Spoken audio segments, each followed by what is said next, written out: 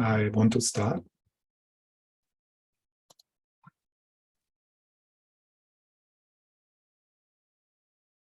Welcome, every one of you. A warm welcome from Denmark.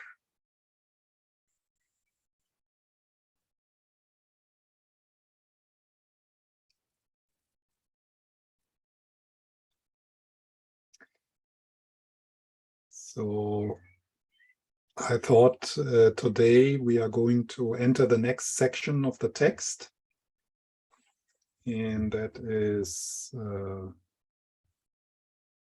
verse 25, which is the beginning of exploration of what is called the sixth perfection, the six paramitas. Alex Berson's translation is the six far-reaching attitudes. So it has nothing to do with being perfect or something. It has to do with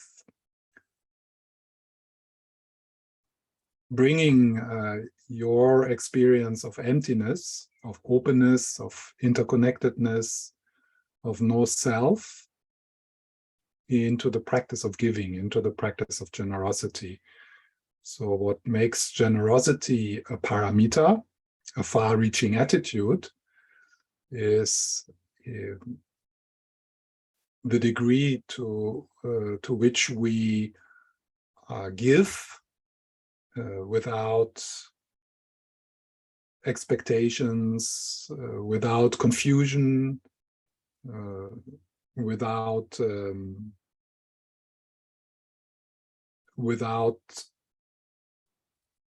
the confusion of the dualistic split, the dualistic distortion of reality. So the practice of the six perfections needs to be based on wisdom, our understanding of no self, our understanding of interconnectedness, our capacity to relax into or to approach non-duality.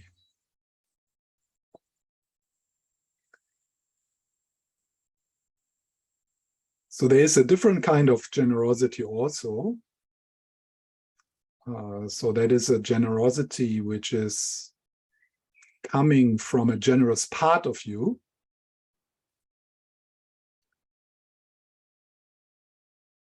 And maybe I found it helpful here to use the view of the internal family systems therapy, where we explore and relate differently to different parts of us. And usually when we do that kind of work, we talk about the vulnerable part and the wounded part and the aggressive part. So kind of the parts of us which are more recognized as the troublemakers. But obviously there's also more mature part. And there's a part of you which is kind, a part of you which is generous. Maybe we can put that into the same part. But that part is still embedded into confusion. So it is still believing into separation. Here's me, and I'm generous, and it feels really good. And I give something real, be it an object or time, attention, to a person which exists separately from me. And in a lot of our Buddhist practice, we actually work with these parts. You know, we try to optimize them. But here, the practice of the paramita of generosity is something different. So in the practice of the paramita of generosity, we discover that there is a generosity without exception, without expectation, which is spontaneous, which is natural, which just comes from a different place. It comes from self, here capital letter self. So in the same way as in Buddhism, the goal of the internal family systems therapy is self-realization, capital letter self. So to familiarize ourselves, to relax into the container within which all these parts come and go and do their show. So what I would like to invite us in our first meditation, same as yesterday, in our own experience, to open, to connect to your authentic self, to the essential self, not the self which is conditioned, not the self which you can describe,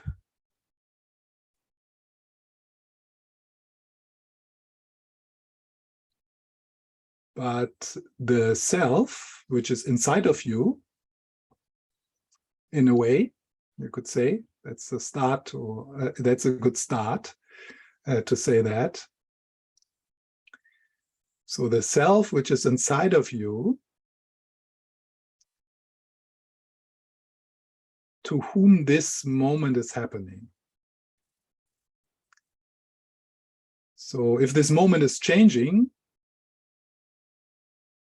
so another experience comes inside into your awareness, then your experience changes, your feelings changes, but there's something which doesn't change.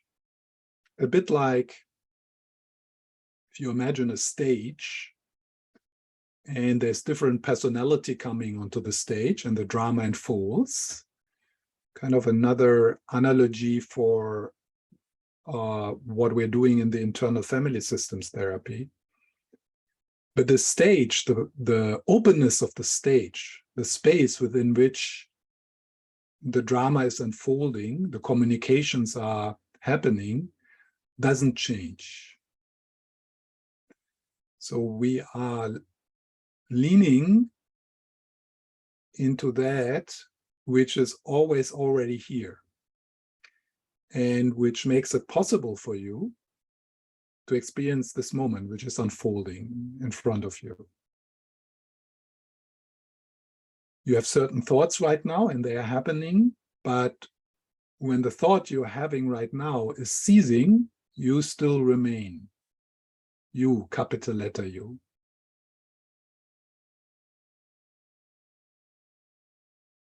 You had different experiences yesterday, but it happened within the same you. If you would go 10 years back, you had different kinds of experiences, different feelings, different challenges, but you were inside. And self-realization means to make contact with that self, capital letter self, self-realization,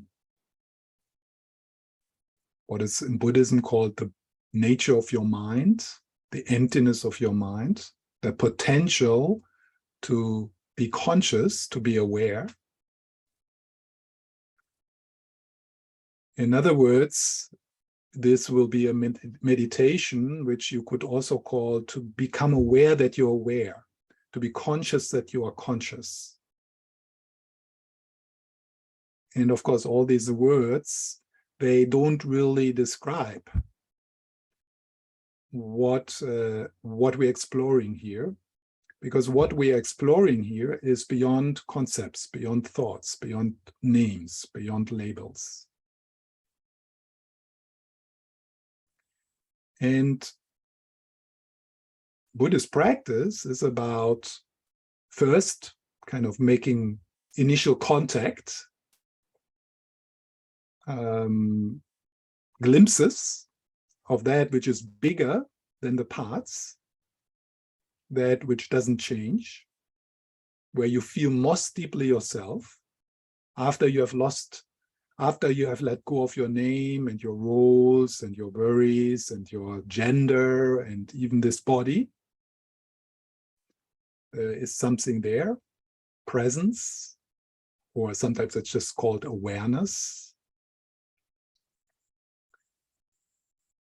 And the practice of the perfection of generosity is then to live from that place more and more. So not to live from the not to live as a part of you, like be it the anxious part or the generous part. Of course, it's more healthy to live from the generous part than from the anxious part.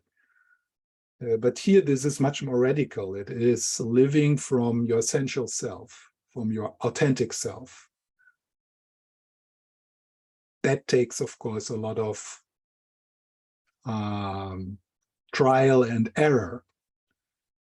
Maybe you could say to learn to live from the heart or from your intuition, not from the agenda of the narrative self.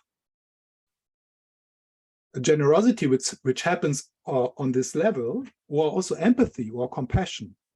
It connects a bit, Kate, with your question about differentiating what is healthy compassion, what is neurotic compassion. So generosity, which comes from a generous part of you, which is good. It's not, it's something to be cultivated. But a generosity or empathy or compassion, which comes from one of our parts, from the conditioned mind, which is shaped by what has happened to us in our past. So that kind of generosity or that kind of empathy has an agenda. It's, you could say, not in a clinical, psychological way, but you could say it's neurotic. It has expectations. It's manipulative. It gets disappointed when you give something and there's no response. And it gets burned out because it's just the intention of it is getting something back, or the intention is you have always been the good girl who was looking after others, yeah, because that was the survival strategy you had to you developed in your childhood. So part of our practice here, then, when we practice the paramita of generosity, is to just lovingly to become aware of that kind of giving, of that kind of empathy, of that kind of kindness. It's a kindness which is not unconditional. It's a kindness which is for the kindness, for example, coming from the kind part, wants other people to know, wants to have some kind of result, some kind of reward. And also because it's neurotic, maybe connected with some anxiousness or some lack, a sense of lack, a sense of wanting to be loved back, wanting to be a kind person because then other people are kind to us. So that part often is a bit inconsiderate towards what you are actually able to give or what you're able to do. So it continues to be kind or to give or to be empathic, but you actually don't have the capacity. You are on your limits. You burn yourself out. Yeah. It's called, I think, sometimes it's called compassion fatigue. Yeah.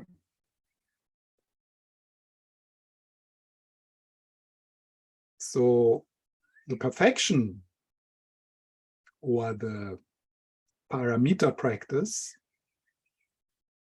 never burns out. never extend your limits, and has no agenda. So it doesn't look for results. It's not. It doesn't. It doesn't. It doesn't expect anything. It not even it doesn't even expect that the gift you give or the kindness you give, that will be in some way acknowledged, or that someone will be grateful, or that you have some results you envisioned. It just gives, because it's nature, and it's completely effortless. It's inexhaustible. So if you meet people like Lama Zopa Rinpoche who are generous from a direct realization of emptiness, it's completely effortless. It's inexhaustible. And there's no agenda. In a way, Lama Zopa doesn't care if his gifts are received or not. He just gives. 24 hours each day of the week without break is really true. So with the practice of the paramita of generosity, we start to tap in the inexhaustible generosity of our Buddha nature. And sometimes that is happening. Yeah. So this is so there we can relax into a progressive path, a gradual path. So we can already celebrate the moments when we really feel the joy of agendaless giving, because it's just what we do.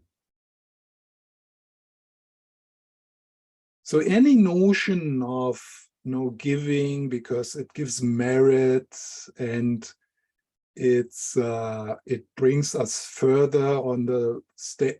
Chinese people are very big in that, like giving donations, and so that Chinese Buddhism is very strong in that. So any practice like that, which I don't know, seems to be some benefit in it. But because it's based on confusion, and it's based on the idea, if I'm generous now, then I will have a reward later. This is not what is being explored here. Yeah.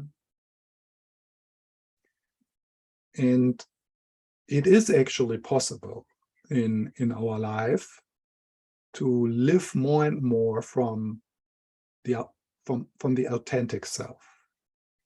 So of course it's a process, and there will be always contamination from the narrative self and its parts. But we could also, instead of feeling bad about that, we could also really listen and be happy of small acts of kindness, random acts of kindness, which really come spontaneous, because it's just it's just the thing to do. It's just, there's no second thought. It's just, and this is so beautiful, and you will feel it. And maybe it's very small things. Yeah. So we start with baby steps. And then when we start to feel the joy in agendaless giving, of course we will do that more. We will make that a practice in our daily life. It will just happen more. A giving from a very relaxed and completely open. And then at that moment, you don't give to another person, because there is no other person. There's giving.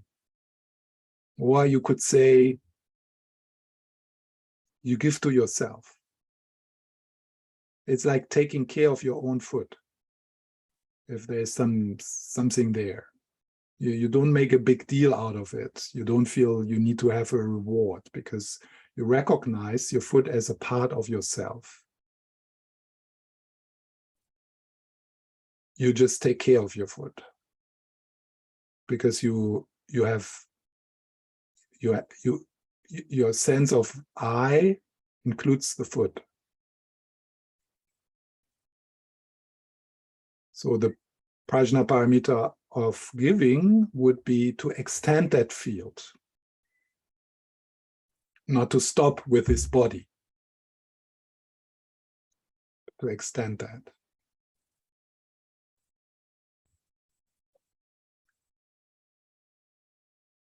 So let's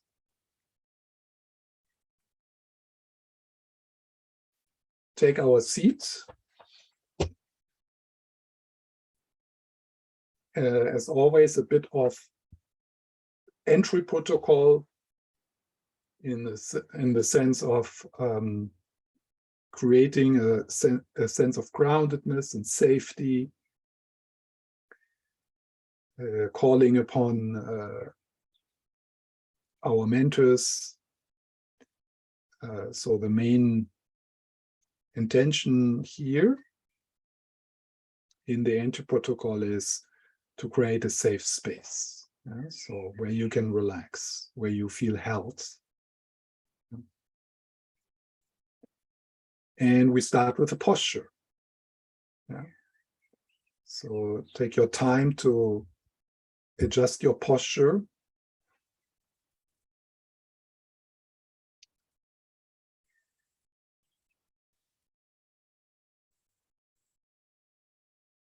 There's a word by Dzogchen Rinpoche I like very much. It's the title of one of his books. It's a carefree dignity.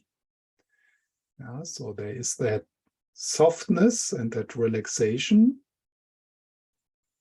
but there's also a dignity in the posture. You really take your seat as a son or a daughter of all the Buddhas. And you do that with a confidence that awake awareness is already here. It's already available.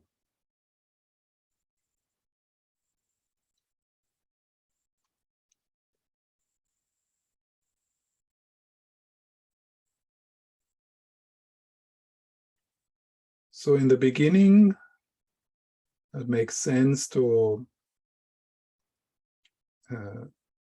bring your awareness, your attention more into your, what you could call inner life, to just notice what you bring with you,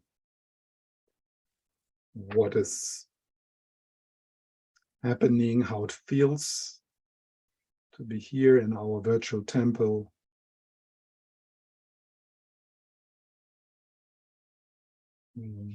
Following also the instructions from yesterday as best as you can, not to oppose what is happening, but instead embrace, allow, letting be.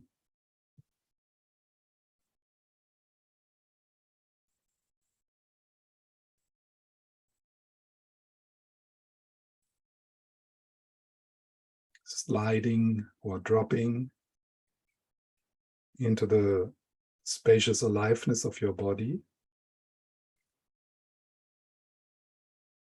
And if the breath is comfortable for you, or at least neutral, then you can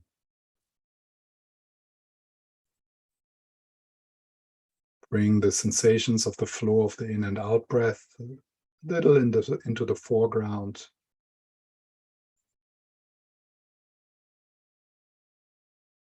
So that with the in-breath, you are sliding or dropping.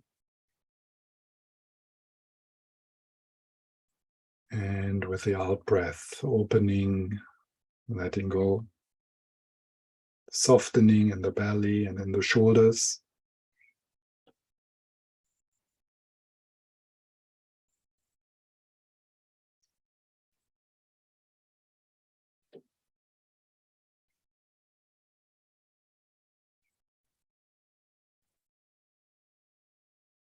And as best as you can, allow yourself to be less interested in the commentary, in the internal dialogue and the mental images.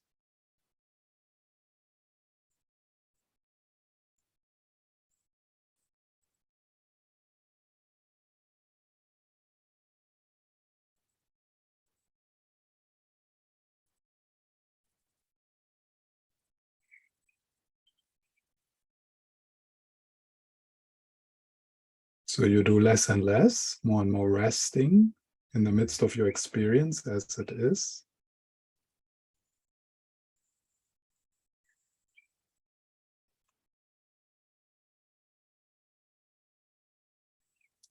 And then we call upon the presence of His Holiness the Dalai Lama. You don't need to do that with a mental image, but that is helpful for you to remember Lama Zopa, His Holiness, or anyone. Also can be other people, Buddhist or non-Buddhist. To just fill the temple or meeting here with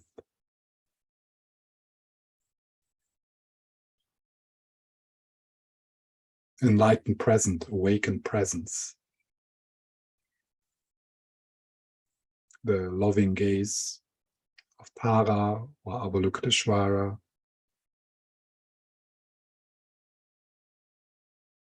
As if you're sitting in the morning sun and just bathing.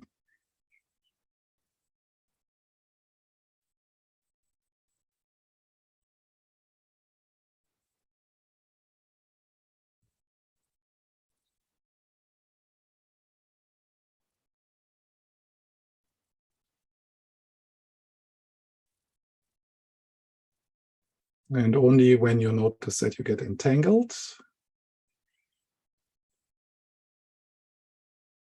with the inner dialogue,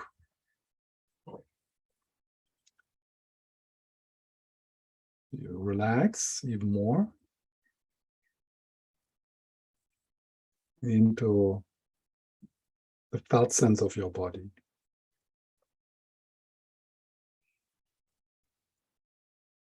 And notice the energies in your body which are smooth and flowing. And also notice the energies which feel a bit more challenging or numb.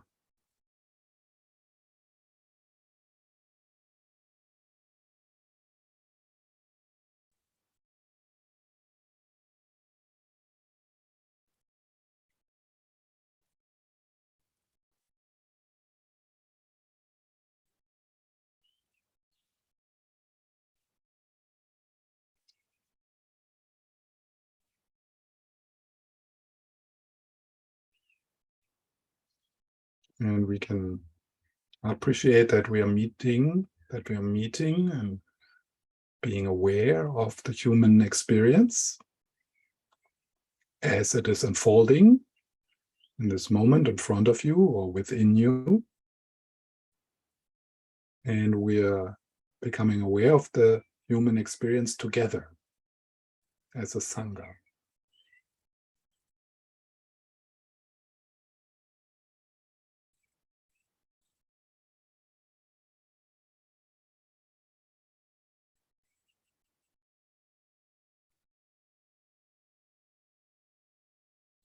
Rest.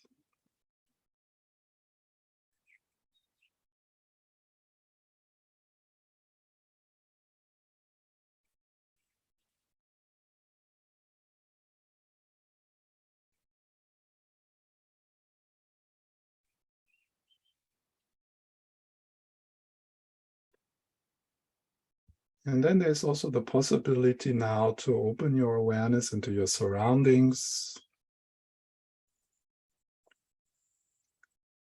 sounds around you, the room you're sitting in.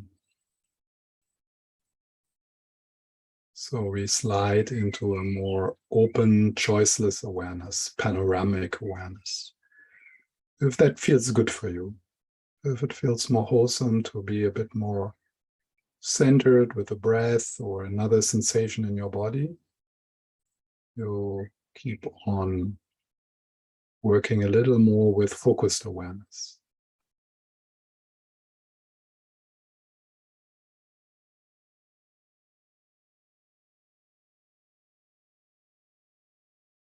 And thoughts are recognized as thoughts. And thoughts here means internal dialogue and mental images.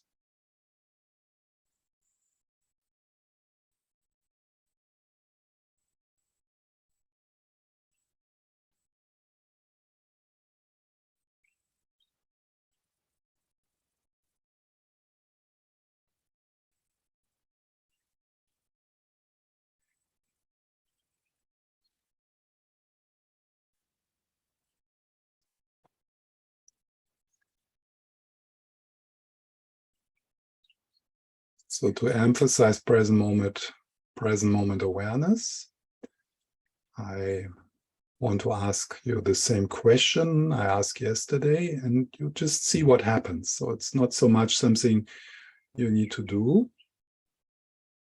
So it's just meant to make you maybe a bit more curious in your looking.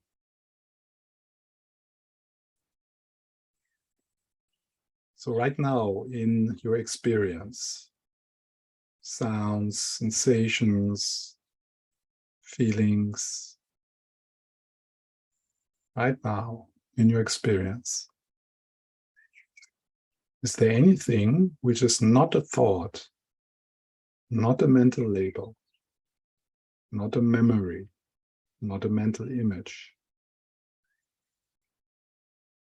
Is there anything there?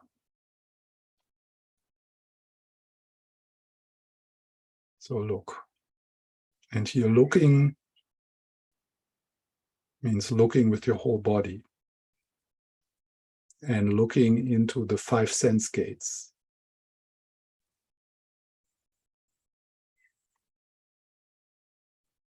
So you look and you stay there. That doesn't mean that your thoughts cease completely, but you don't look there. What do you gaze at? Very relaxed, as if you're gazing into an open landscape, but you gaze towards that which is not a thought, a mental image, a memory, a word, a belief.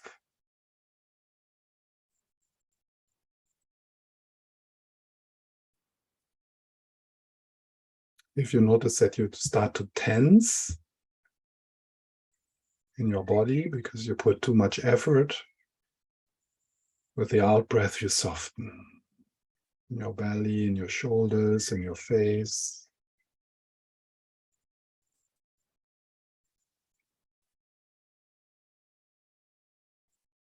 And you insist on gazing into the thought-free space.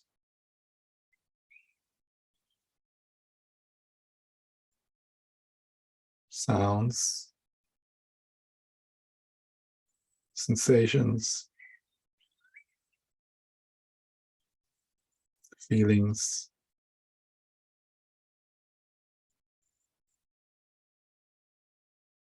and taste and smell.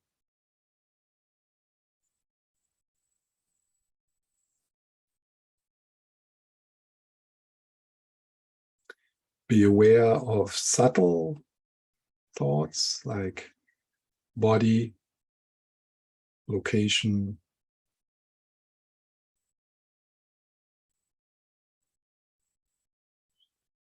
time.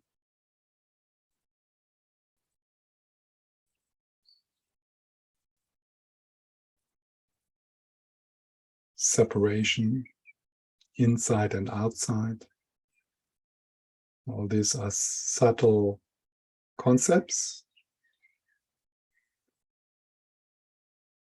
But is there anything in your experience which is not a concept? So that's where you gaze. It's a bit like if you have the image of the shoreless ocean, where you are usually identified with the waves, and that's where you look. And now you're invited to look into the depth.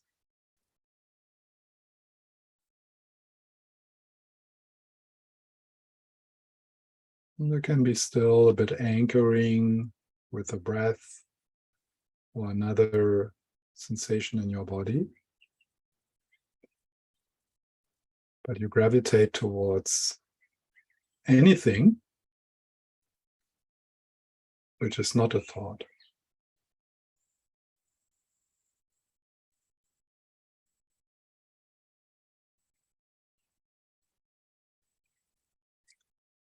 And maybe you can bring your longing, your yearning into that gazing. Your longing for peace, your longing for home.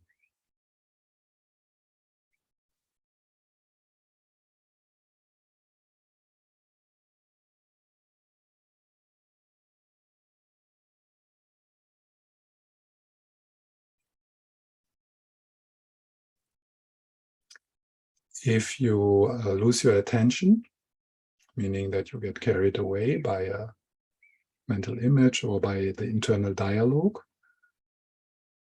if you take a little break, maybe open your eyes, check your posture, and then you do this little journey again. Dropping into the body. And then letting go of the mental image of the body.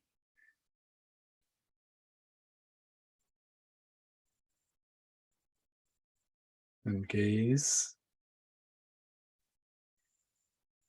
with your whole being, the whole body, with your heart, into the thought-free space.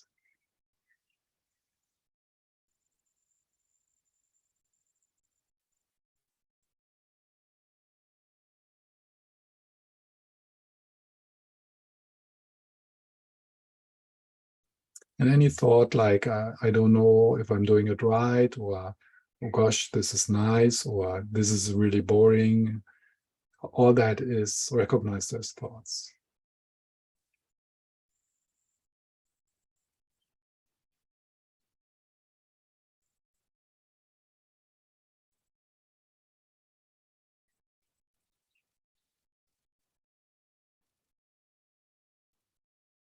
So you gaze into that which is unknown and can't be known by the conceptual mind.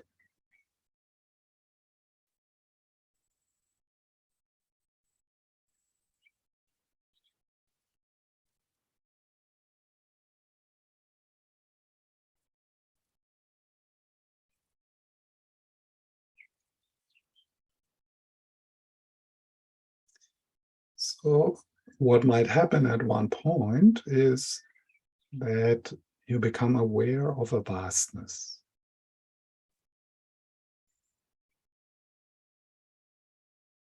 Some people experience it as something dark, some people experience it as something full of light.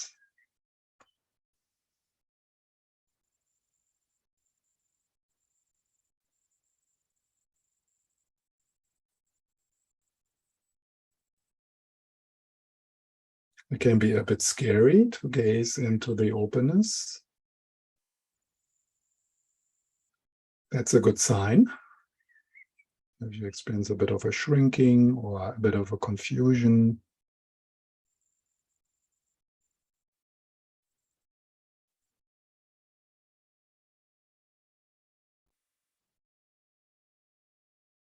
Just insist on gazing. Trust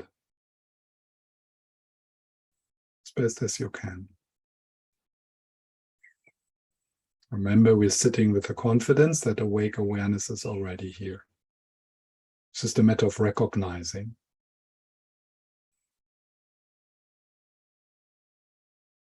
You, capital letter U, you are here. Obviously, you are here. Because the moment is unfolding in front of you or within you.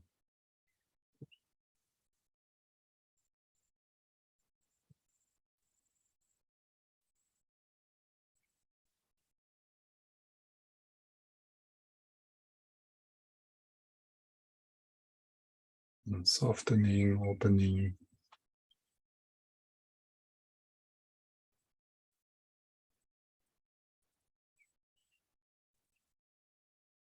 So nothing extraordinary needs to happen. We just insist on gazing into the inner sky, into presence.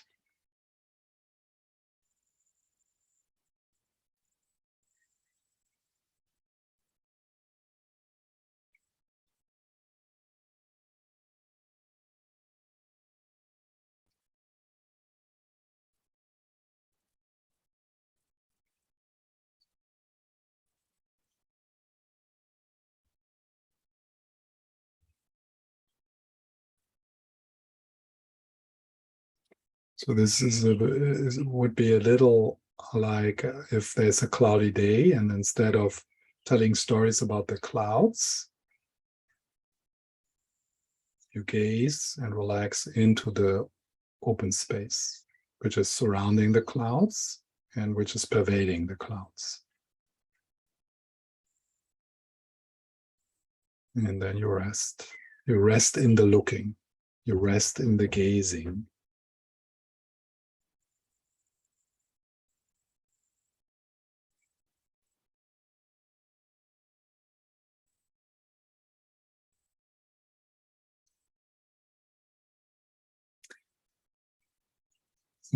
What you experience right now is that doesn't matter.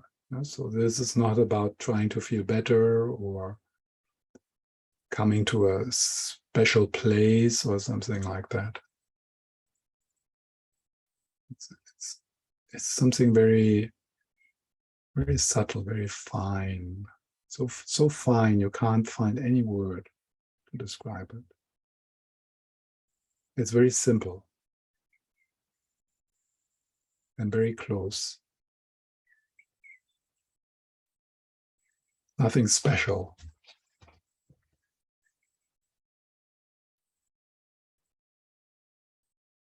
In fact, you could almost say it's a bit boring initially.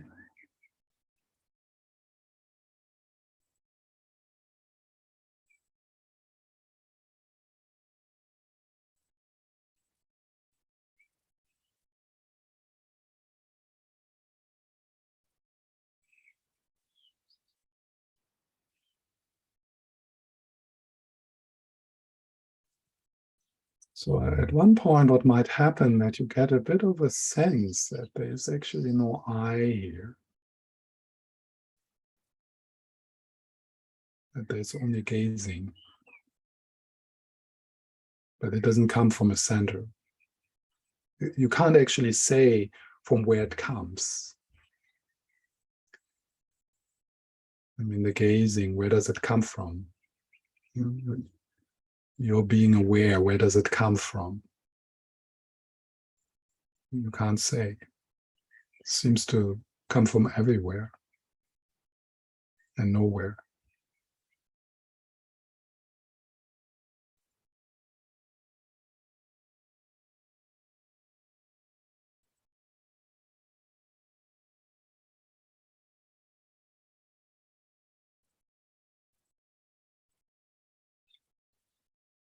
So there's a possibility that you kind of dissolve into the gazing and into that which you gaze at.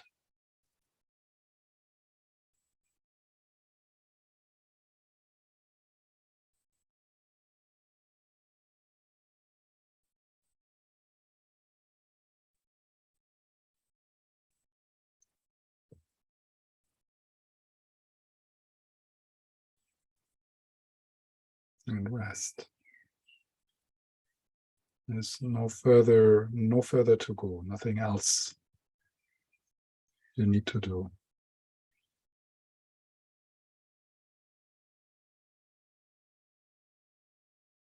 So you allow yourself to sink from the surface of the ocean, from the movements into the depth, into the quiet.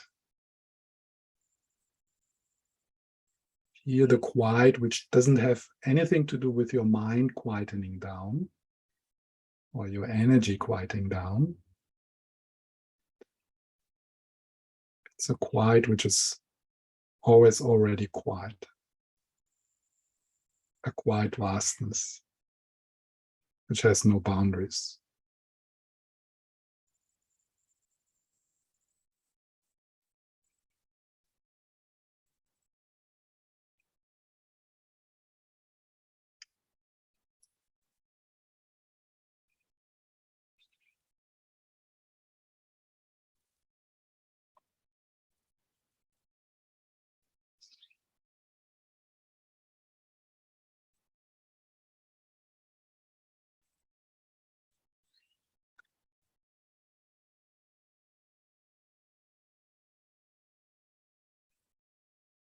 So, and then another question as an invitation to look.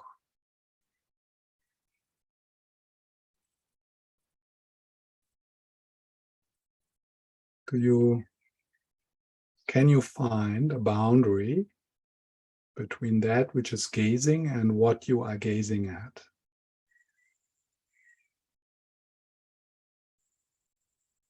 And just look.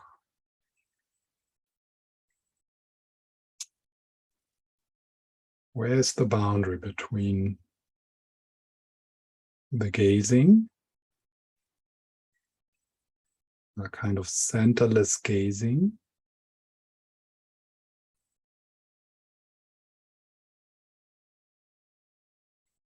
so where's the boundary between the gazing and that what you are gazing at? The vastness or the inner stillness.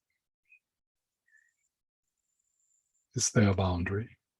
And if so, where is it?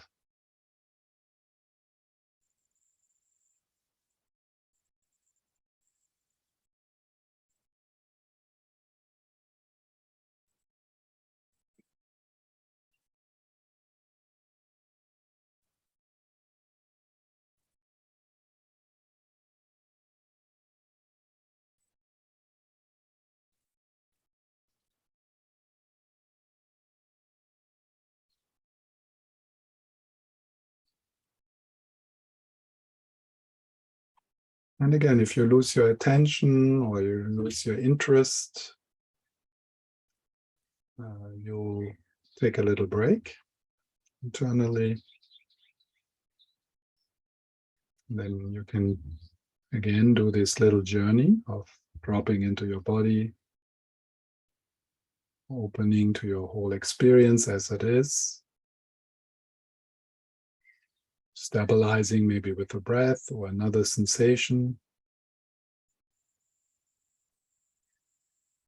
And then say anything here, which is not a thought, a mental image, in a dialogue. You start to gaze into that direction. And at one point you might become aware. If that is not the case, just stay with the sensation or the breath. But at one point you might become aware of a stillness. And even if it's just a glimpse, yeah, kind of sense. You are unsure if this is the right way to do it, but these are all thoughts. So is there stillness here?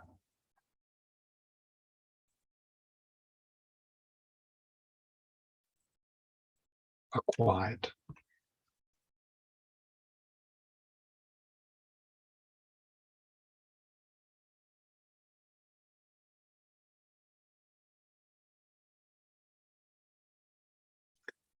And the quiet or the stillness, notice it's not like a cold, empty space. It's alive. It's filled with everything.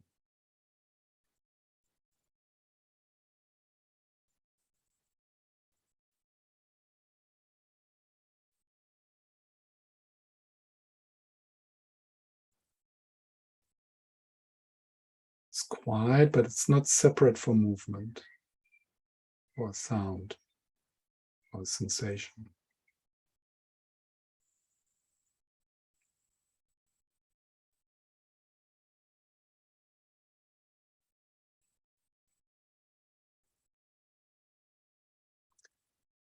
What you can also enjoy in this way of being is the show of the narrative self trying to seduce you.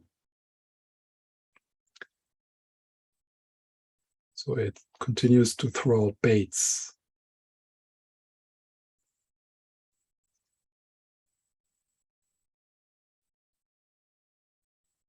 And that's okay. That's what it does. Just recognize that. This might be critical thoughts or positive, inspiring thoughts. Doesn't matter. It's all baits of the narrative self, of the conditioned mind.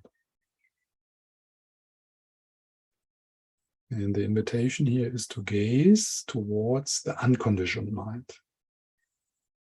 That which was never born and will never die. That which does not change. That which is already the case, always, prior to any thought, prior to any experience. Like the stage is prior to the drama. The sky is prior to the clouds.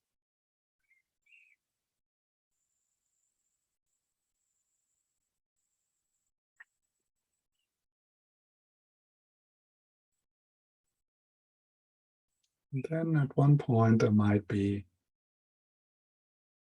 the dissolving,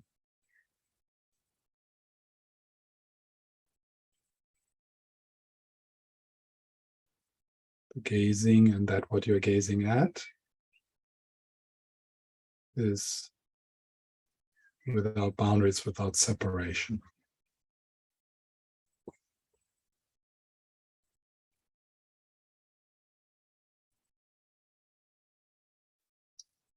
So you forget yourself.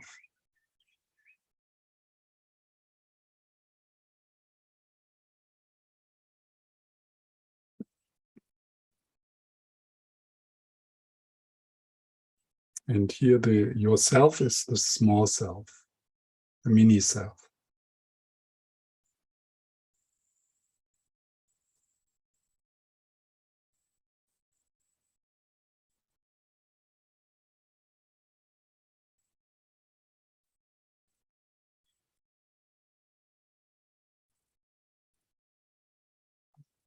So and then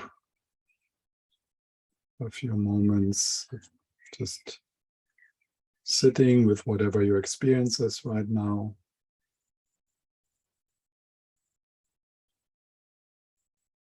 Open, choiceless awareness. Just a few moments of doing nothing.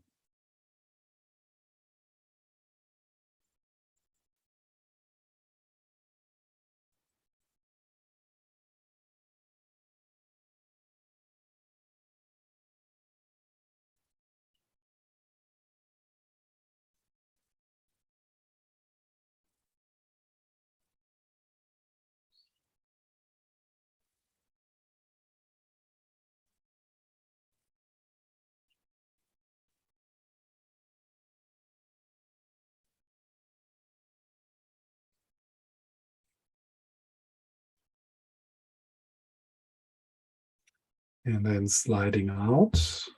You can open your eyes. Take your time and possibly bring a bit of the spacious aliveness into the experience of seeing.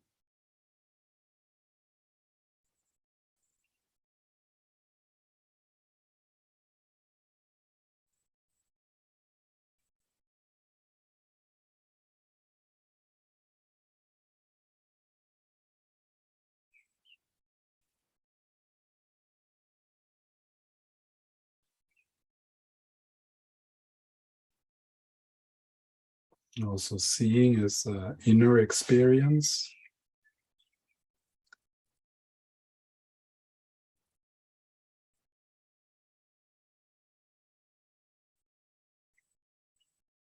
Receiving shapes and colors.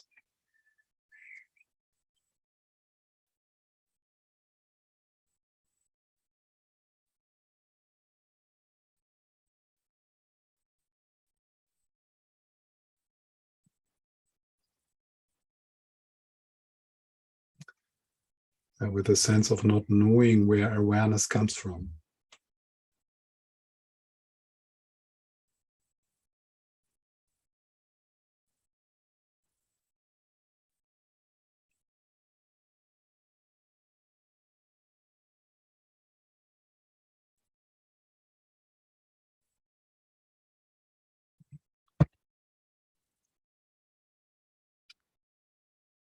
So that kind of seeing, centerless seeing,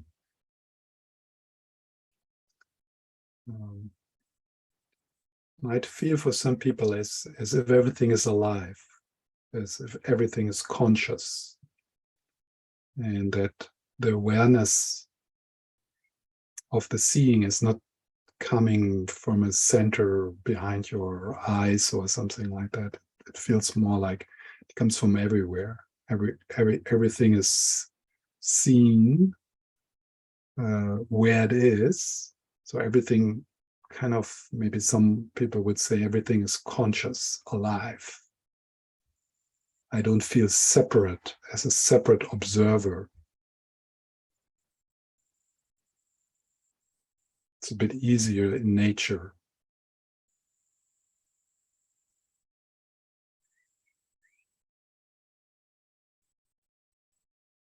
And I'm not talking about like dramatic experience of oneness or something.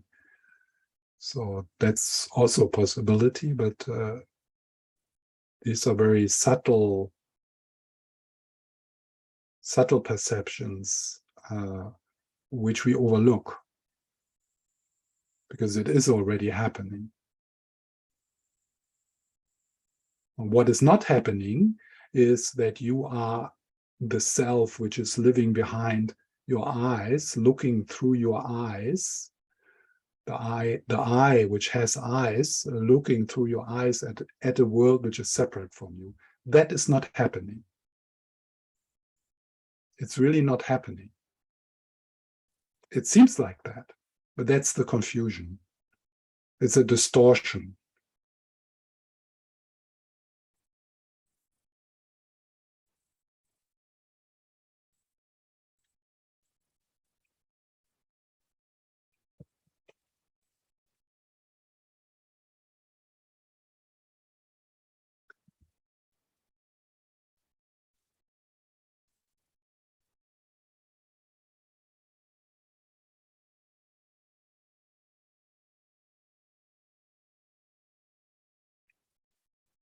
So self-realization, capital letter self, is the goal of all spiritual paths.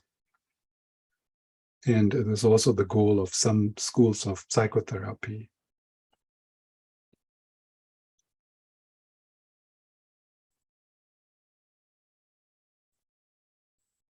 Know yourself, as it says in some tradition. And know yourself here doesn't refer to get to know all the conditioned parts, which is also good work, and work with them and create harmony between them and strengthen the more constructive, mature parts and healing the exiles and the abandoned parts and the wounded parts. So all of that is very, very useful, and we should all engage in that kind of getting to know yourself. Yeah. But that's not essentially what Tibetan Buddhism is about. So the assumption and then also the experience in the spiritual tradition is that all the kind of good qualities which we are inspired, like generosity, like patience, like ethical lifestyle, so like the things which are described in the sixth perfection, like the four immeasurable thoughts and stuff like that, self-compassion, all this stuff, that actually all that is already innately available in the self. It's qualities of self, capital letter self. So in most traditions, and there's different emphasis, so in different Tibetan Buddhist lineages, we kind of work on this on both levels. We clean up the mess of the conditioned mind in the sense of healing the wounded parts and cultivating and strengthening the more mature parts. So that's one level. But what needs to also be part of our interest or our exploration is to uncover the essential self, the authentic self.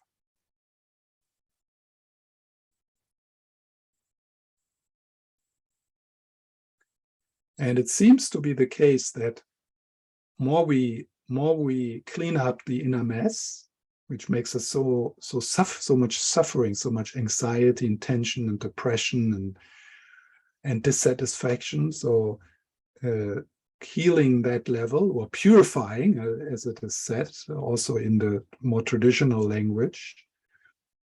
Maybe one could also say integrating that level. Seems to make it more possible for us to uncover the essential self. The essential self is independent from the state of your health, mental health, and physical health, and the health of your life. It basically doesn't care in a way. It's untouched. The sky is untouched by thunderclouds and warplanes and birds. It's just openness, and another word for this openness when we talk about the inner sky is unconditional love. So the sky, if it could love, so that's the difference between the inner sky and the outer sky. The outer sky is not aware and it doesn't love, but the awareness of the self, the essential self, capital letter self, is in the nature of love. Now, that's what Lama Yeshe says in his book, Introduction to Tantra. The nature of your mind is in the nature of love. So on that level, we don't need to train anything.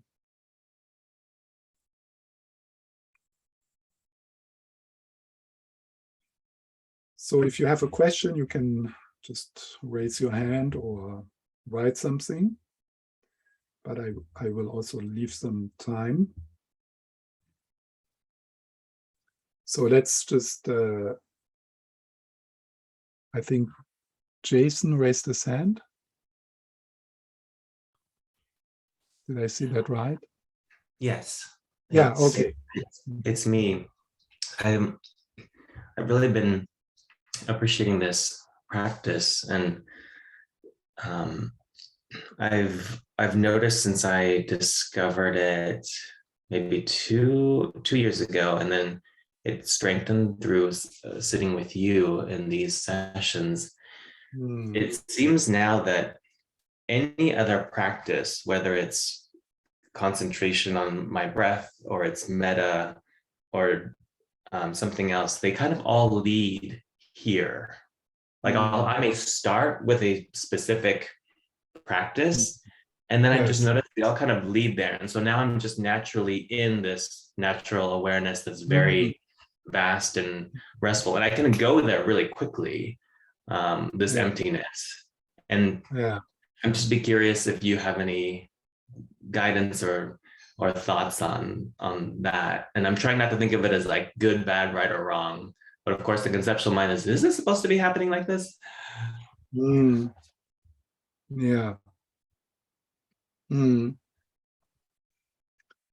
Yeah, it's supposed to happening like this.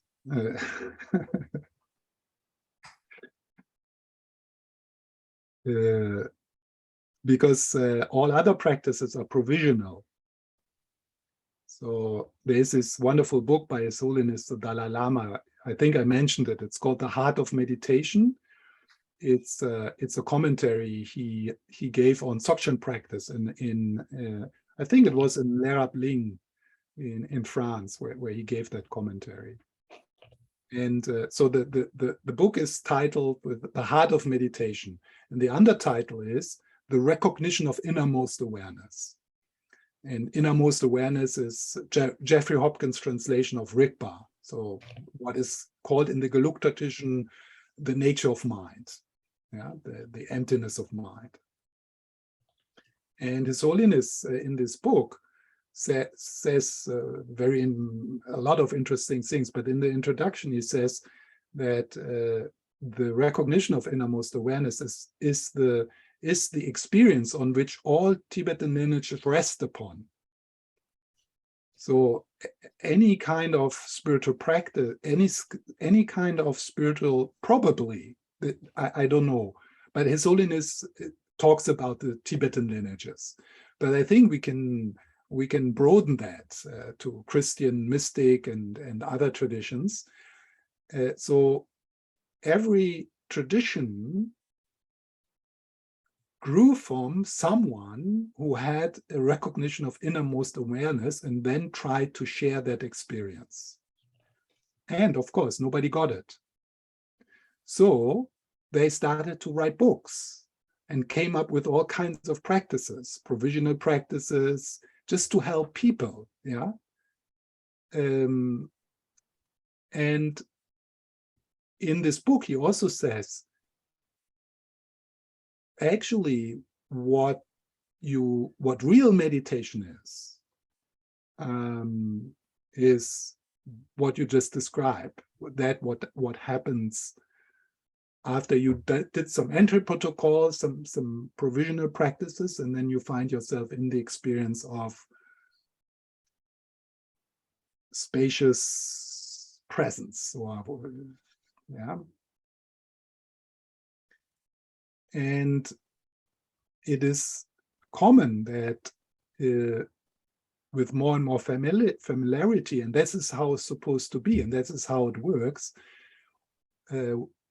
we find more and more easily access, or it's more like it happens, because there's no trick. I mean, we will never figure out how to do it because there's nothing to do. So it's more, it's actually letting go of any kind of doing and then resting in what is left.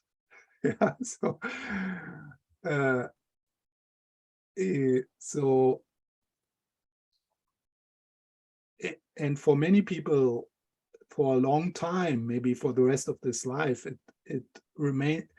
Our practices will remain to be a bit of a mixture, also depending on what's happening in our life. Like when our life becomes more challenging and we are more reactive, then it might be really helpful to have a toolbox of provisional practice like Tonglen, loving kindness, self-compassion, grounding, stabilizing, because even after some years of kind of feeling, wow, yeah, I come into the experience that I actually, that somehow that sense of fundamental well-being is always available. Maybe sometimes a bit more in the background, sometimes it's more in the foreground, but if at any moment anyone would, or you would stop yourself and you would ask something like, is peace here also, or is fundamental well-being also here? Then quite often you would say yes, because it's maybe faint and it's but still somewhere the connection with vastness is never lost. Yeah? But then, even after some years, something might happen which destabilizes you. Yeah? And then you might need to go. You might need to go back to more provisional practice, knowing that it is provisional and that the experience that you have lost it is confusion, because we can't lose it. We can't lose what we are. We are always here. Yeah? But our subjective experience sometimes seduces us in a way that we believe we lost it.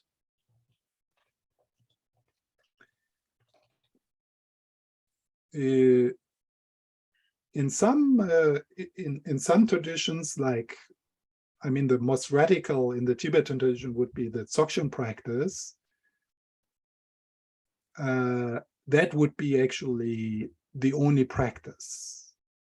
So you would sit down and you maybe would call upon the blessings of the guru, and then you would do nothing. Yeah. Just sitting, non-meditation it's called. Yeah, just sitting. Shikantaza in the Zen tradition. Just sitting, not doing anything. Then the last thing I want to say about this is a certain degree of attentional stability is really helpful also in this practice.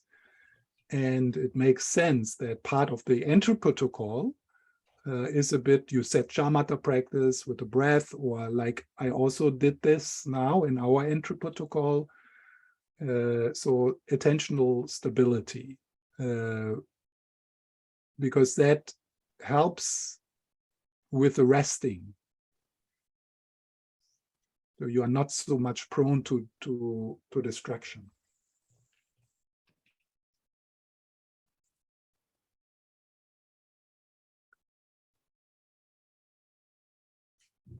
Yeah. Maybe is that some second question, Jason, around this? You actually answered it. Yeah. Good. Thank you.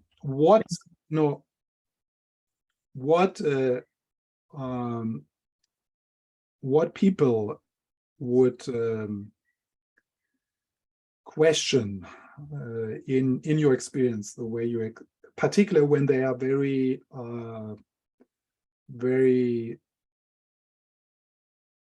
within the view of the progressive path, kind of Geluk Lamrim path. So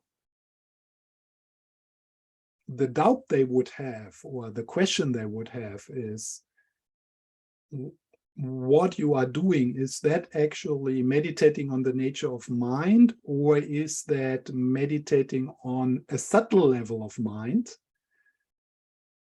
which is still in the category of the conditioned mind? So I mean, I would encourage you to trust your experience, but at the same time, it's also good to keep a bit the study on emptiness, no self, to keep that also as part of your exploration, like a deeper intellectual understanding of emptiness and no self.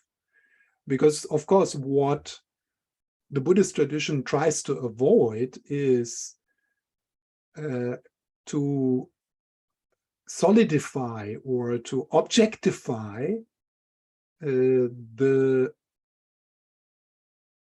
experience of the nature of awareness, the experience of awareness. I don't know how I can communicate. So you can have an experience of spaciousness, which is conditioned, which comes and goes. Yeah, it's a subtle level of mind. And the Buddhist tradition tries to bring us deeper than just the experience of a spaciousness which can come and go. So in this meditation, kind of this style of meditation I did just with you, it's really helpful to have a basic understanding of the teachings on emptiness within the Gelug tradition.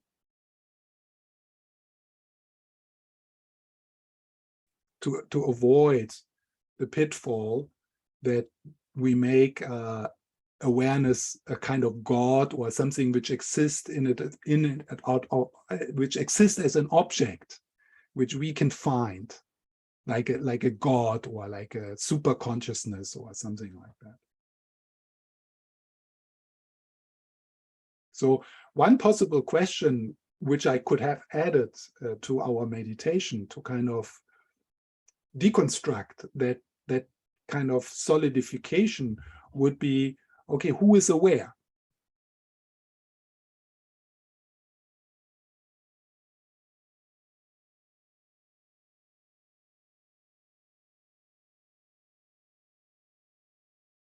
Okay.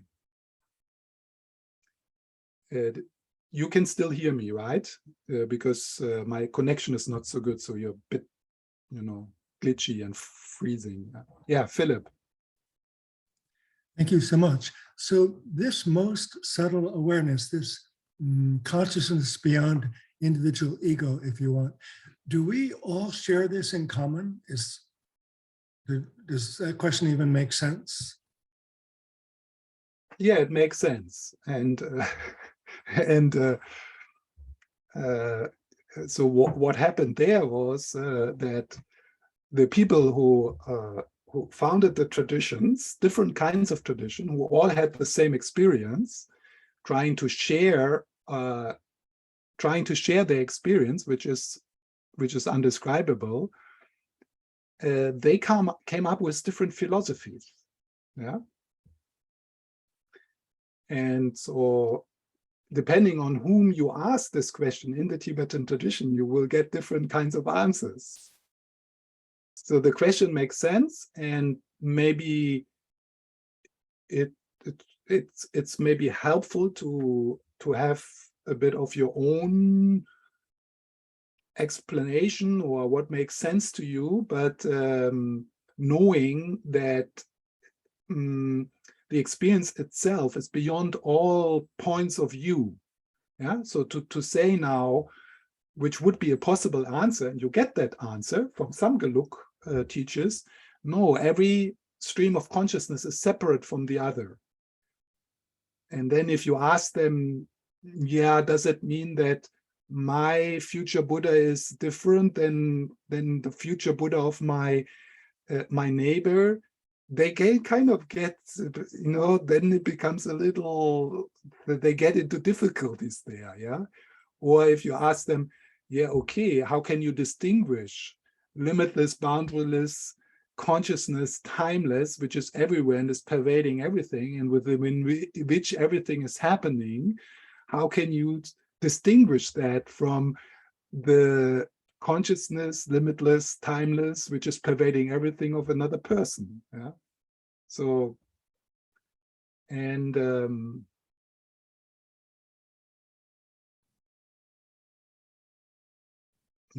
Lama Zopa, he talks about the ultimate guru.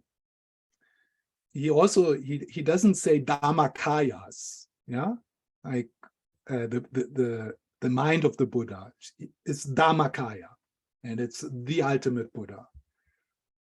So I gather that Lama Zopa, I don't know, maybe we need to cut this out, and it's a completely confusion. But my sense is, yeah, another quote of Lama Zopa regarding this, saying different philosophies, same experience. Yeah.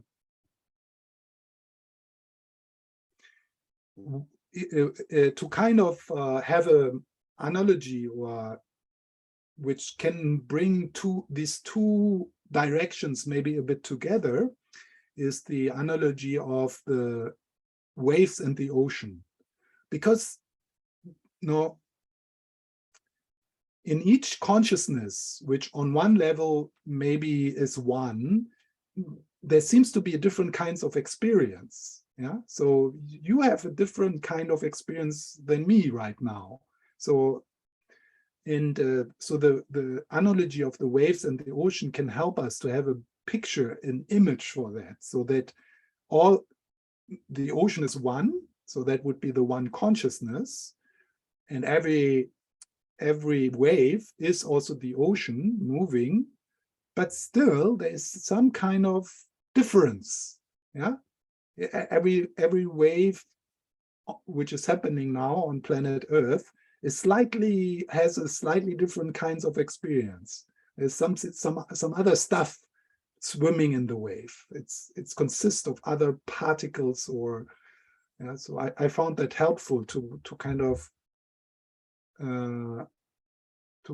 maybe we don't need to answer this question into either or.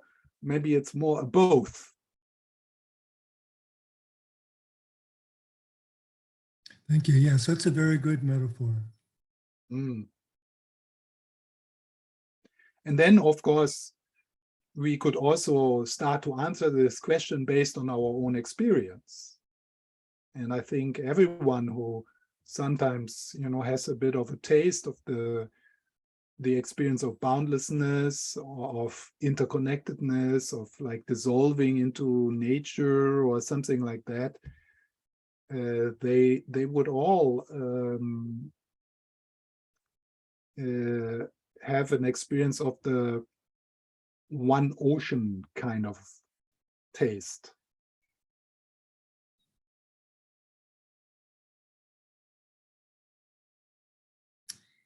Thank you. Yeah. You're welcome. Is there any other? Yes, Pat. Yes, thank you. This is really wonderful. So yesterday when we were doing this, I had the kind of sensation of having been here before a long time ago. Yeah. And at the same time, also, I thought, I like this. I like this a lot. Yeah. And then today, I had sort of similar experience, but then also had a sense of, I really want to stay here. And that felt kind of heavy and sort of a little bit like escape, like wanting to just be there and like never do anything at all else. Yes. Yeah, no question. Just but both makes really sense. But thank you that you say this about this sense. I know this place. Oh, this is a good pointer. Yeah, because that's yes, we really know that place. Yeah. So that could be part of our self-instructions, like, so where's the place which I know already? Yeah. And then that this could be a bit of a an invitation. Yeah? And then, of course,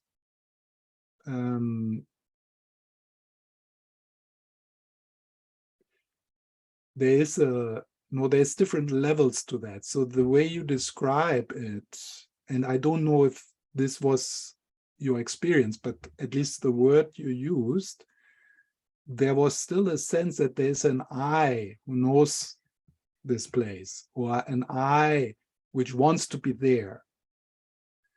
And so there, this question I added when I answered to Jason is helpful.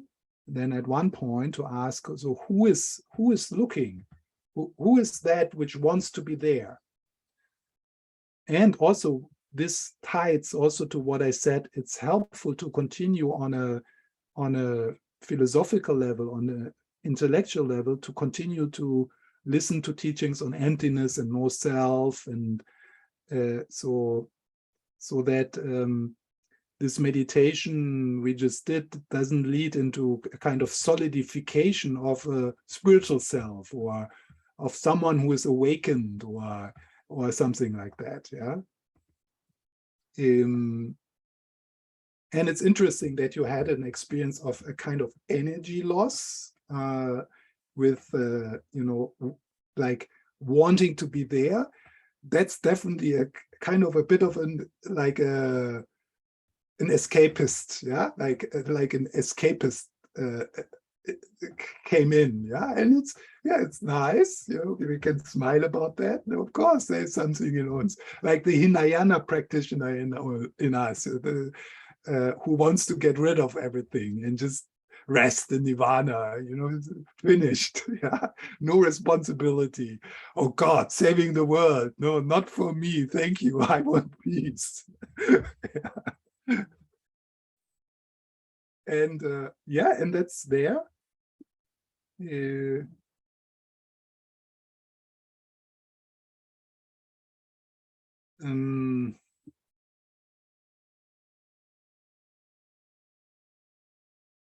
Yeah, it's something to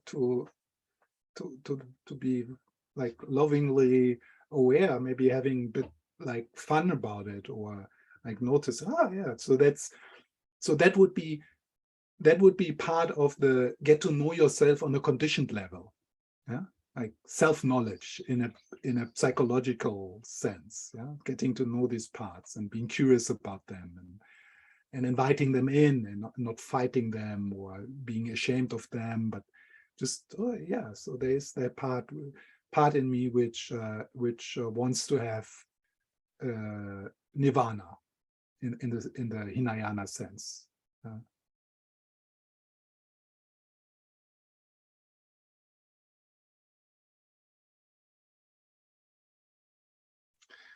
Yeah, I didn't get to read the first, but I think we got the essence.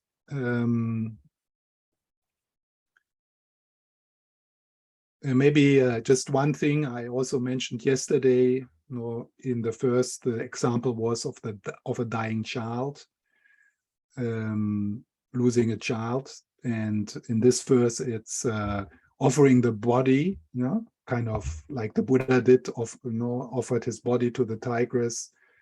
Always remember, when you read text from the Tibetan tradition, they always go full on. Yeah, I mean, they are not starting with losing your money or giving away your money. No, they come with the most challenging. Yeah, and that's for us often not a good place to start. Yeah, then it becomes too much. Then we get afraid, and then we feel we need to start as a Buddha. Yeah, but we start as ourselves.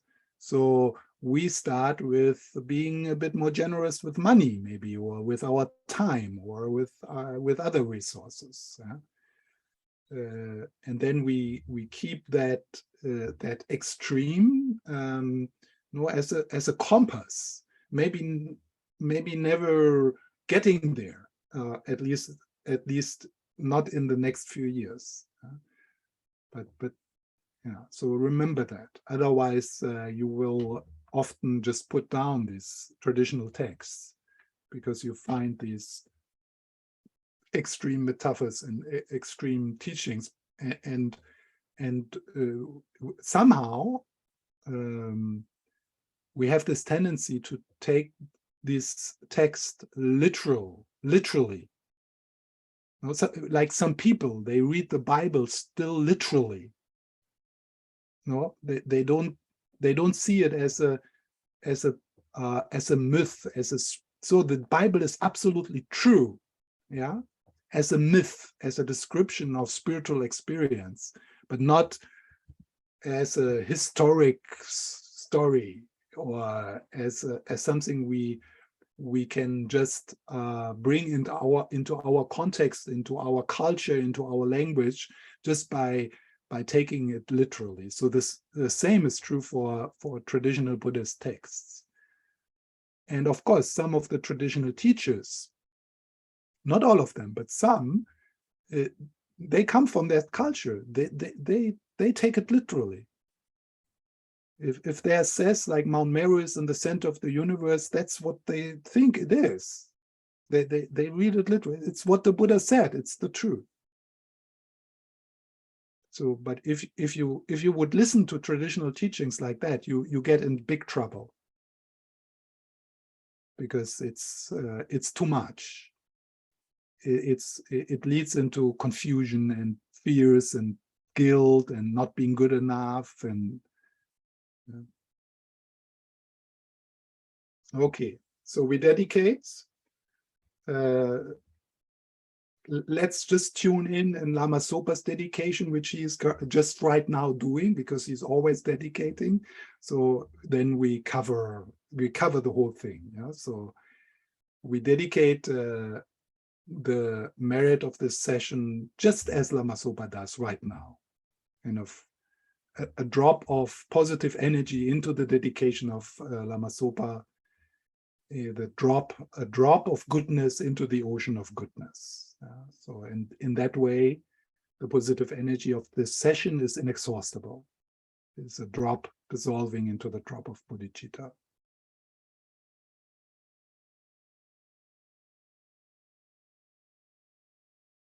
And obviously, we all wish, may His Holiness the Dalai Lama and Lama Zopa Rinpoche live a long and amazing, beneficial life, you know, forever.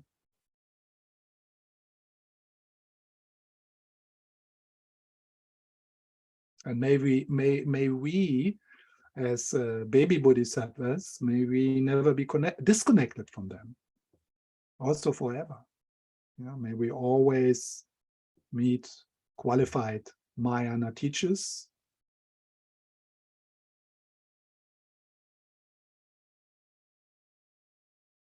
never disconnecting from the mandala of Lama Zopa.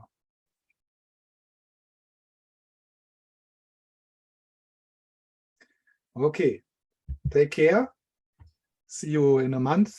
Thank you.